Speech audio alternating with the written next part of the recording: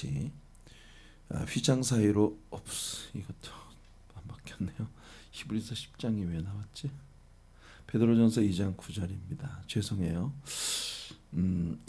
베드로전서 2장 9절 말씀을 통해서 아름다운 덕을 선전하기 위하여라고 하는 제목으로 우리 처음에 커버 페이지에서 소개된 대로 이 말씀을 함께 나누도록 하겠습니다.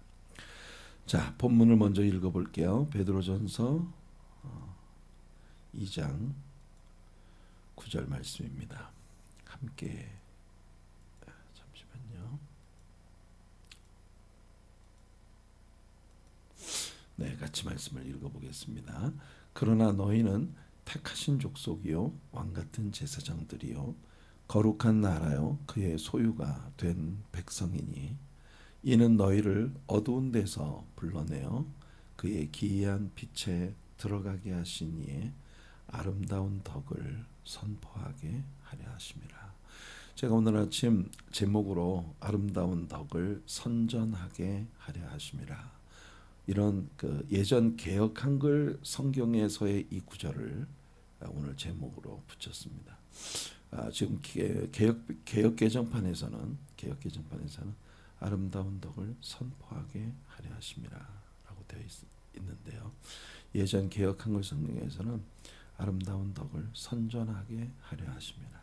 굉장히 독특한 그런 표현이고 또 뭔가 되게 순수해 보이는 그런 표현이어서 개역 성경에서의 그 내용을 본문 제목으로 오늘 삼았습니다. 자, 여러분들이 알고 계신 대로 오늘 우리는 베드로전서를 통독하겠습니다.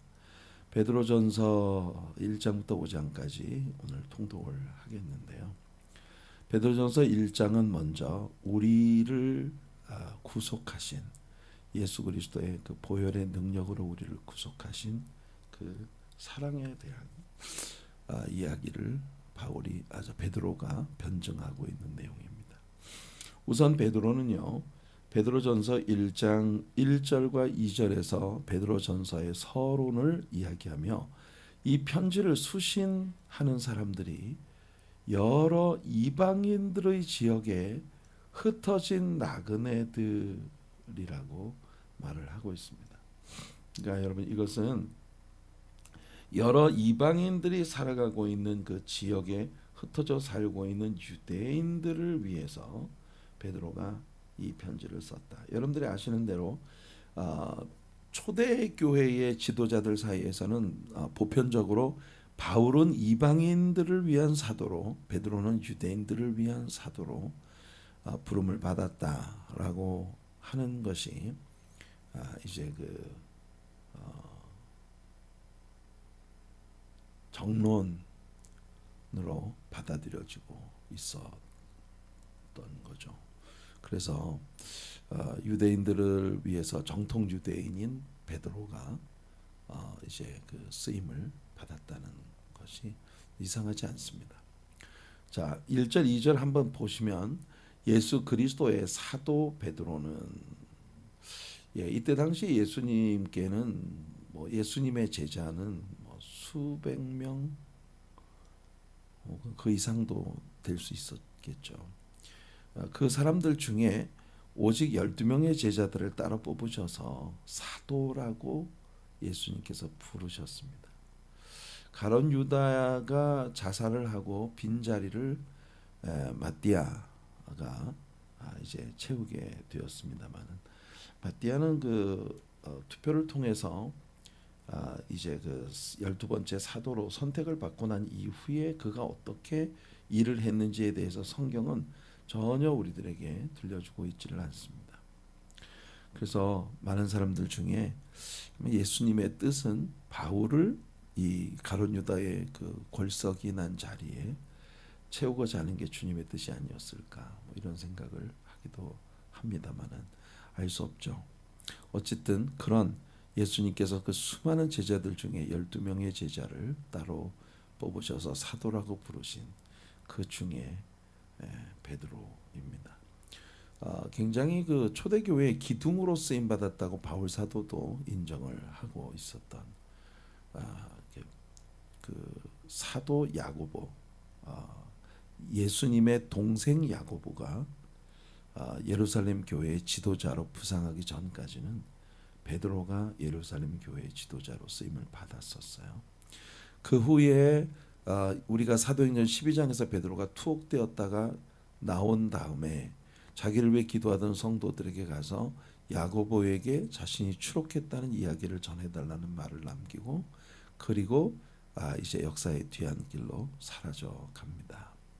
그 후로는 성경에서 베드로가 어떤 사역을 했는지에 대해서는 이야기하지 않고, 다만 바울의 1차 전도 여행이 끝나고 난 다음 예루살렘 공회가 모였을 때 이미 그때는 사도 야고보가 예수님의 동생 야고보가 그 공의회를 주도하고 있었고, 베드로도 이방인들에게 하나님께서 우리 유대인과 동일한 구원을 허락하시는 증인으로서 자신이 고넬료의 집에 들어갔던 그 일을 증거하고 있는 모습을 우리가 볼 수 있습니다. 그게 끝이에요.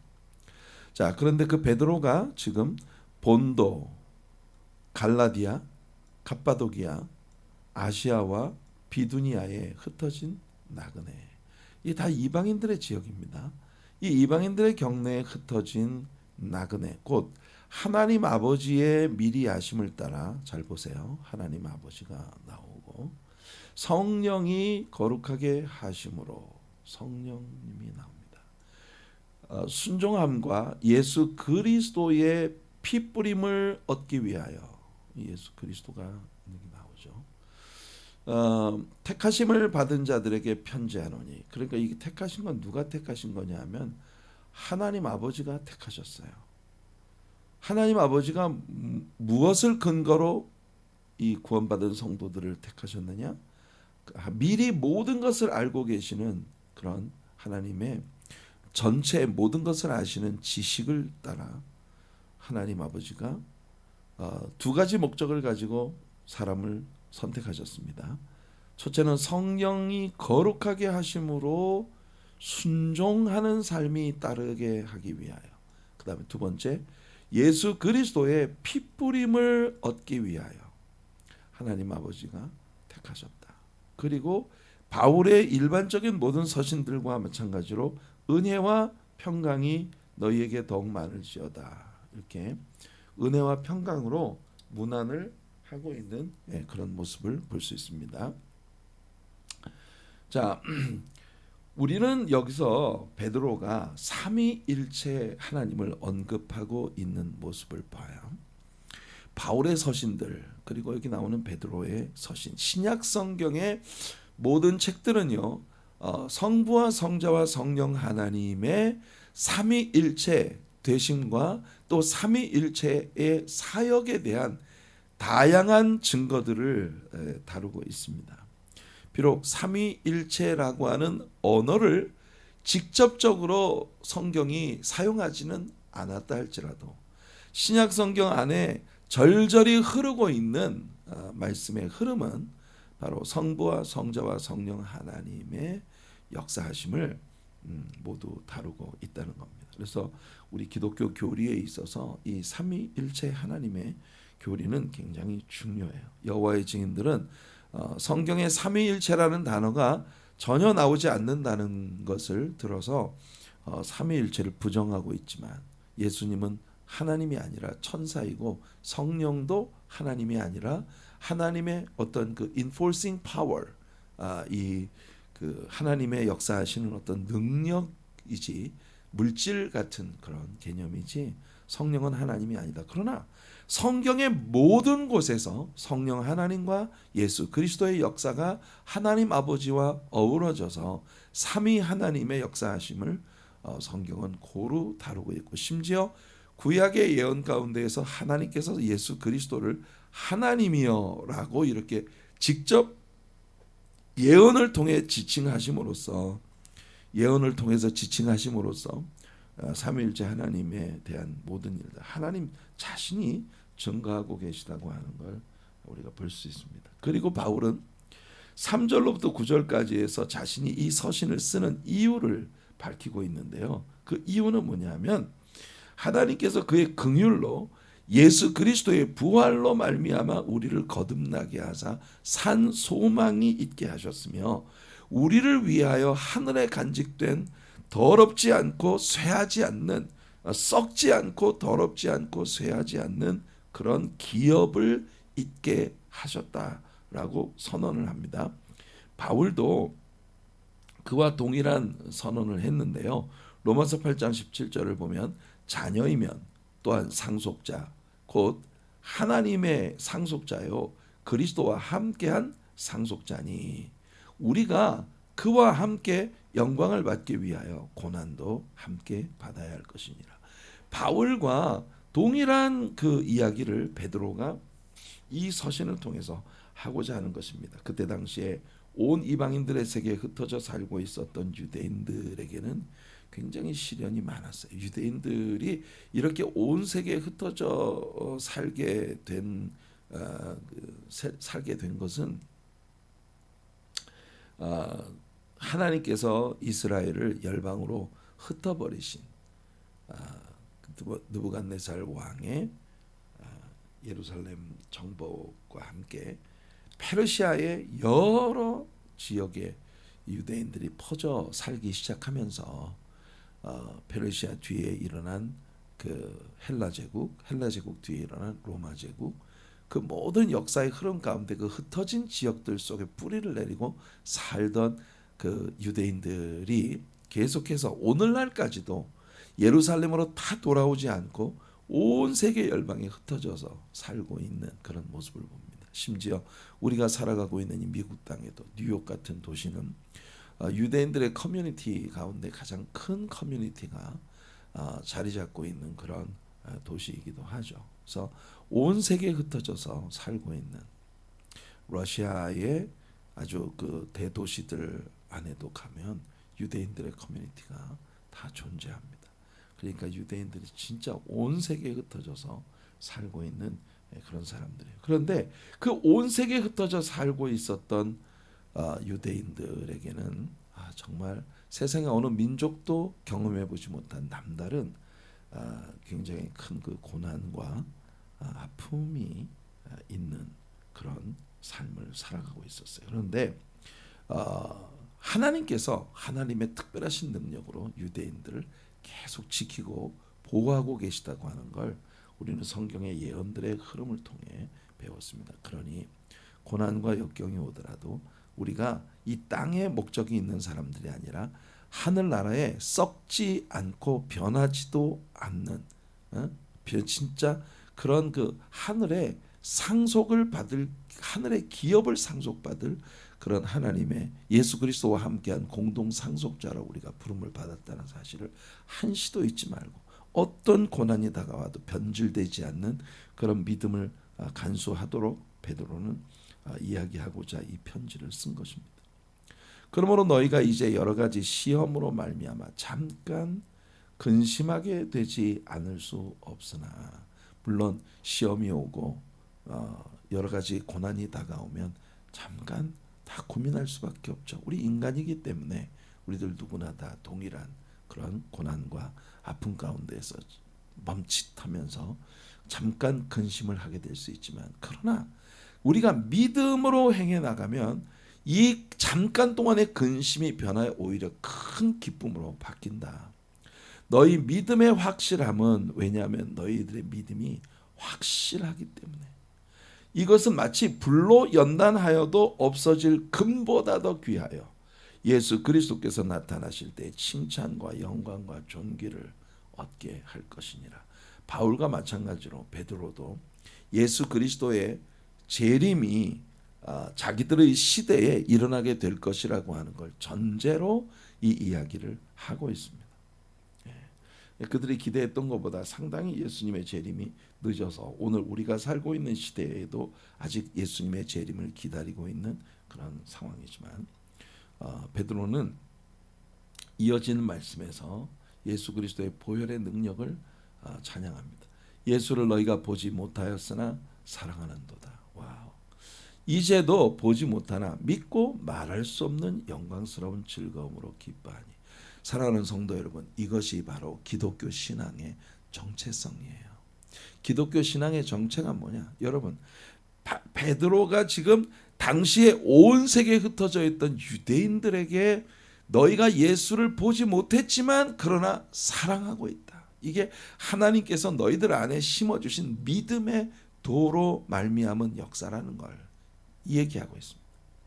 지금도 보지 못하나 말할 수 없는 영광스러운 즐거움으로 기뻐하니 성도 여러분, 어쩌면 베드로의 이 말씀은 오늘 이 시대를 신앙인으로 살아가는 우리들 모두에게 주시는 보편성을 지닌 그런 약속의 말씀이라고 우리가 말할 수밖에 없을 것 같습니다. 왜냐하면 우리들도 예수님을 보지 못하지만 그러나 믿기 때문에 그렇게 예수님을 가면 갈수록 더욱 사랑하게 되는, 우리는 여러분 기독교 신앙이 뭐라고요? 기독교 신앙이 뭐라고 우리 배웠죠? 하나님과 더불어 예수님과 더불어 사랑에 빠지는 일이다. 기독교 신앙은 굉장히 교리적인 복잡하고 딱딱한 그런 율법적 전통을 지키고 고수하는 그런 종교가 아니라 예수님과 사랑에 빠져서 이 사랑에 푹 빠져 있는 우리들의 심령이 그 사랑으로 인해서 내게 시키는 일을 하는 거. 그래서 사랑으로 하는 건 절대 지치지 않고, 사랑으로 하는 일은 절대 포기하지 않고, 사랑으로 하는 일은 절대 어떤 반대급부를 생각하지 않습니다. 사랑으로 행할 때. 그래서 기독교 신앙의 정체는 바로 이겁니다. 예수를 보지 못하지만, 지금도 보지 못하지만 믿고 말할 수 없는 영광스러운 즐거움으로 기뻐한다. 여러분, 기독교 신앙에는요, 기쁨이 있을 수밖에 없어요. 기쁨이 없으면 기독교 신앙이 아닙니다, 여러분. 세상의 모든 종교가 인간들에게 고행을 원합니다. 고행을 통해서 인간이 인간의 어떤 탈퇴를 하고, 그리고 이 고행을 통해서 변해가는 그런 수양과 수련, 이것을 요구하는 게 이 세상 종교예요. 그러나 기독교 종교는 여러분들에게 고행을 통해, 수행을 통해 여러분 스스로가 변해나가는 게 아니에요. 하나님께 우리는 큰 선물을 받은 사람들입니다. 생각만 해도 마음이 막 자다가 일어나서 벽을 긁으면서 웃을 그런 행복이 우리들 안에 있는 사람들. 믿음의 결국 곧 영혼의 구원을 우리는 받은 자들이기 때문에, 그러니까 여러분, 이걸 이 세상의 그 무엇과도 바꿀 수 없어요. 그래서 주님과 더불어 사랑에 매일 더 깊이 빠져들어가는, 어제보다 오늘 주님을 더 사랑하게 되고, 오늘보다 내일 주님을 더 사랑하게 되고, 또 사랑할수록 더욱 주님을 기쁨으로 은혜 가운데 섬기는 그런 하나님의 사람들이 되는 것. 자, 그리고 10절부터 12절에서 우리 크리스천들이 받은 이 구원의 은혜가 얼마나 가치 있고 소중한 것인지 옛 선지자들도 그리고 심지어 하늘에 있는 천사들도 이 구원의 은혜의 신비를 놀라워해서 더 깊이 알아보고 싶어하는, 그러니까 굉장히 호기심을 갖게 되는. 그러니까 여러분, 천사도 하나님이 왜 석진이라는 사람을 그렇게 사랑하시지?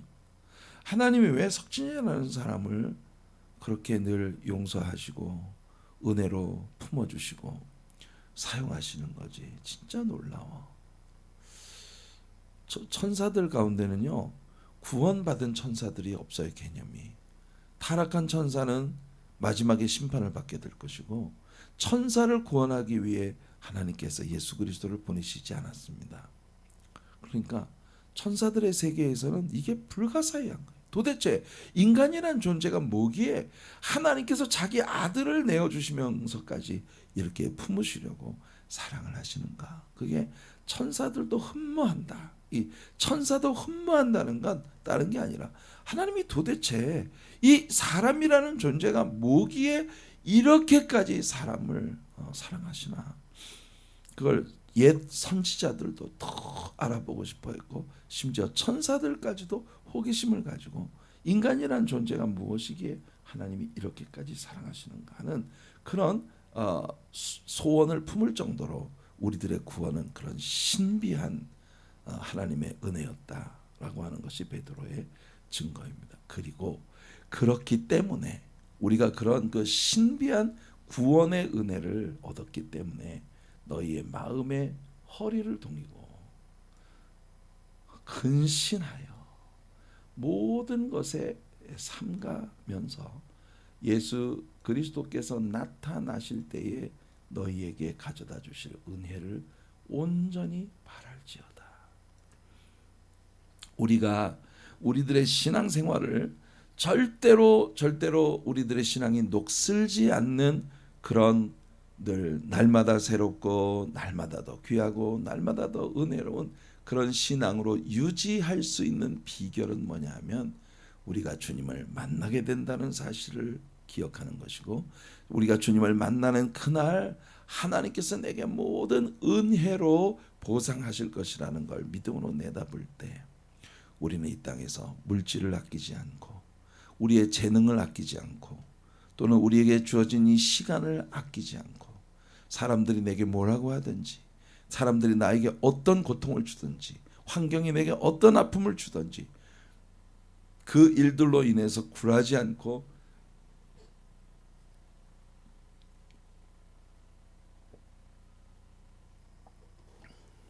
죄송합니다. 계속해서 하나님의 은혜가 가득한 그런 신앙생활을 유지할 수 있다는 거죠. 그리고 바로 여러분들이 잘 아시는 저 유명한 선포가 뒤따릅니다. 너희가 알거니와 너희 조상이 물려준 헛된 행실에서 대속함을 받은 것은 은이나 금같이 없어질 것으로 된 것이 아니요 오직 흠없고 점없는 어린 양 같은 그리스도의 보배로운 피로 된 것이니라. 네, 늘 이 말씀을 읽을 때마다 여러분들에게 얘기해 드립니다만 흠이라고 하는 건 후천적으로 태어난 후에 여러 가지 사고나 이런 것들 나무에 걸리고 뭐 가시에 훌치고 그렇게 해서 생겨나는 게 흠이에요. 점이라고 하는 건 뭐냐면 태어날 때부터 타고나는 겁니다. 그러니까 이 구속을 위한 어린 양은 점도 없고 흠도 없어야 돼. 선천적으로도 후천적으로도 죄가 없는 분이라야만 그가 우리의 죄를 용서하실 수 있다는 겁니다. 그래서 그리스도의 그 보배로운 피, 보배로운 피, 이게 보혈 아니겠어요?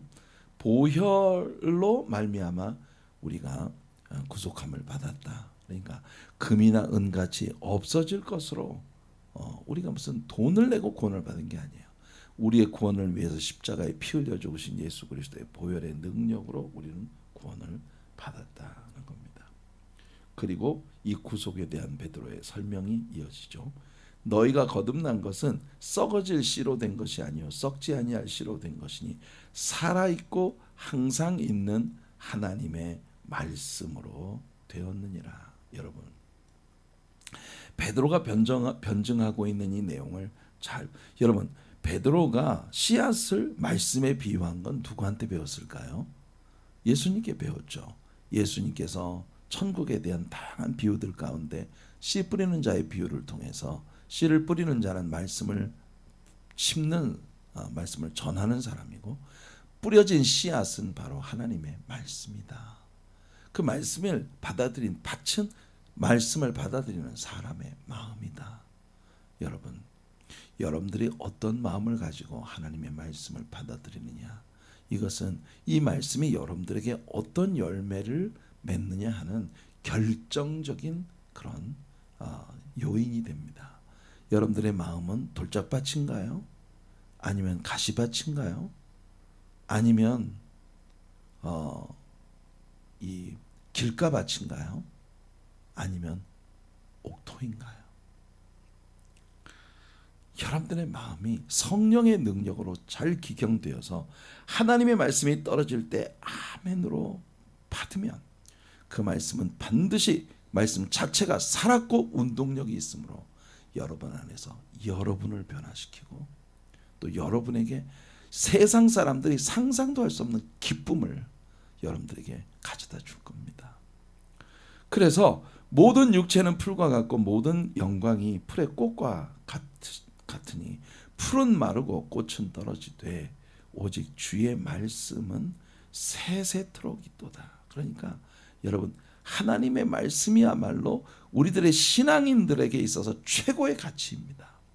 우리는 말씀을 통해 구원받고 말씀을 통해 유지되고 말씀을 통해 성장합니다. 이게 성경이 입을 모아 우리들에게 얘기해 주고 있는 거예요.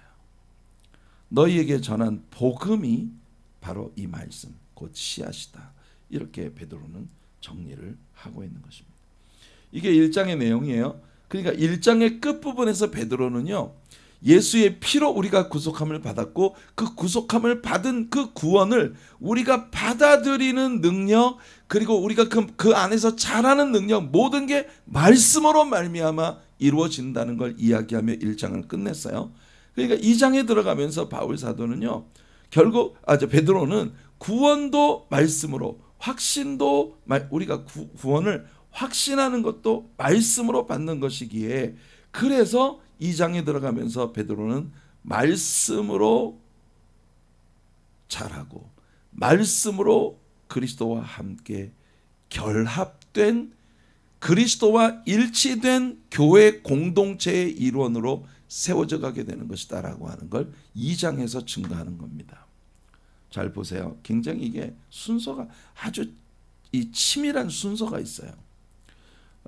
2장 1절을 보시면, 그러므로 모든 악독과 모든 기만과 외식과 시기와 모든 비방하는 말을 버리고, 이것이 여러분 베드로가 이 서신을 쓸 때 유대인들을 정말 괴롭게 하는 그 기존 종교 세력들이 가지고 있는 행태였어요.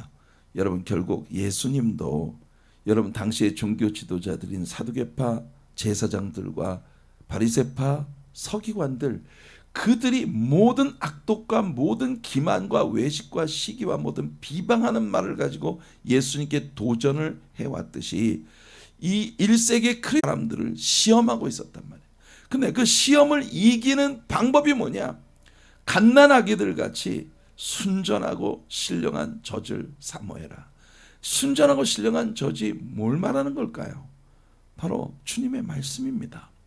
그로 말미암아 너희로 구원에 이르도록 자라게 하려 함이라. 자, 그러니까 이 1장에서 베드로는 구원을 얻는 것도 말씀을 통해서고, 그 다음에 주 안에서 우리가 자라는 것도 말씀을 통해 자라는 것이고, 그 다음에 우리가 구원의 확증을 얻는 것도 오직 말씀을 통해 얻는 것이다.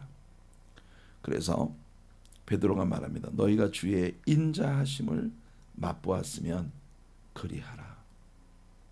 하나님의 말씀 안에서 우리는 늘 여러분 주님의 인자하심, 주님의 긍휼하심, 주님의 불쌍히 여기시는 은혜를 맛보며 살아가고 있는 것입니다.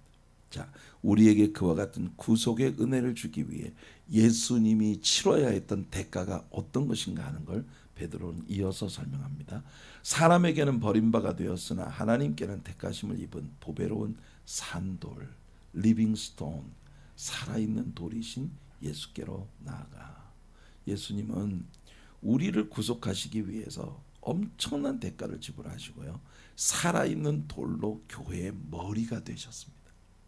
그리고 너희도 산돌같이 신령한 집으로 기초돌, 베이직 파운데이션이 되시는 예수 그리스도 위에 산 돌들로 신령한 집으로 세워지는 것이다. 이게 여러분 교회 공동체가 가지고 있는 개념입니다.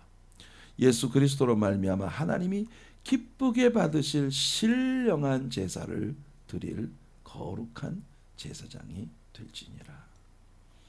참 여러분, 베드로는 우리가 예수 그리스도께 붙음으로 말미암아 예수 그리스도와 일체가 되어지고 예수 그리스도와 동일한 그런 존재가 되어지면서, 그러니까 우리가 작은 예수가 되는 거예요. 그러면서 신령한 제사를 드릴 거룩한 제사장으로 우리가 변해가는 것이다. 이제 이 베드로의 논지입니다.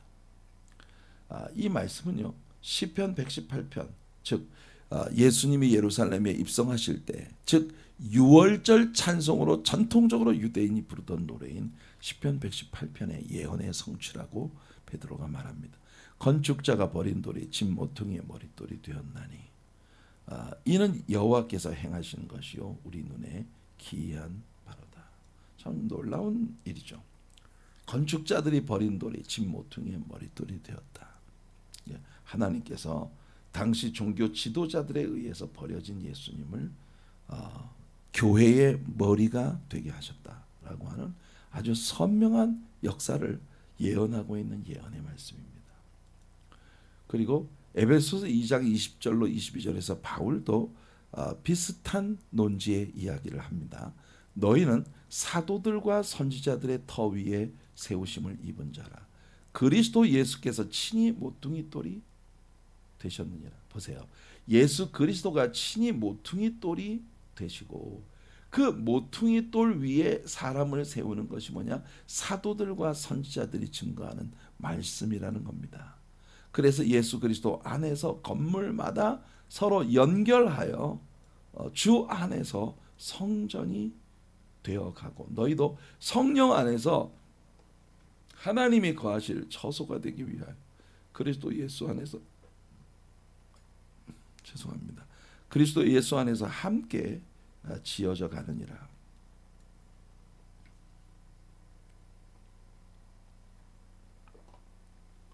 이게 신비예요. 교회 공동체를 건물에 비유하고 있는 베드로가 이야기하는 신비입니다. 여러분, 예수를 믿으면 여러분이 작은 예수가 되는 거예요. 그렇게 함으로써 예수와 동질의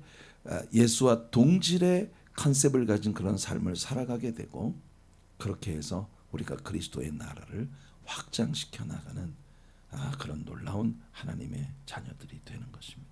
이 기독교의 신비예요. 그러니까 여러분들이 말씀 안에서 계속 자라가야 하는 겁니다.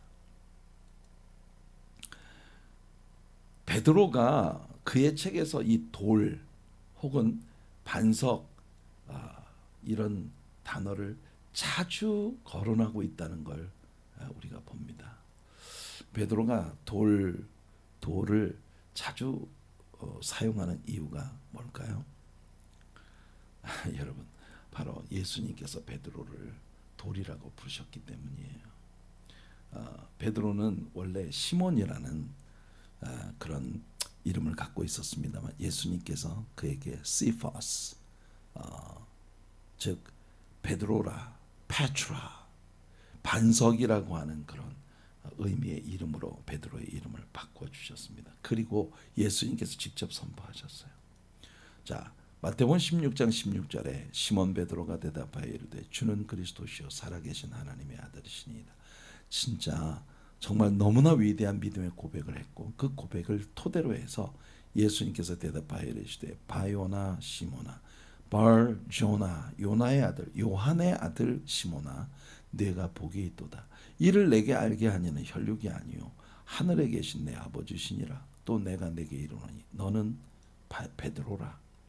베드로라는 이름은 아까 요한의 아들 시모나 이건 베드로가 태어날 때 이름이었어요. 그런데 예수님께서 그에게 베드로라는 이름을 붙여주셨습니다.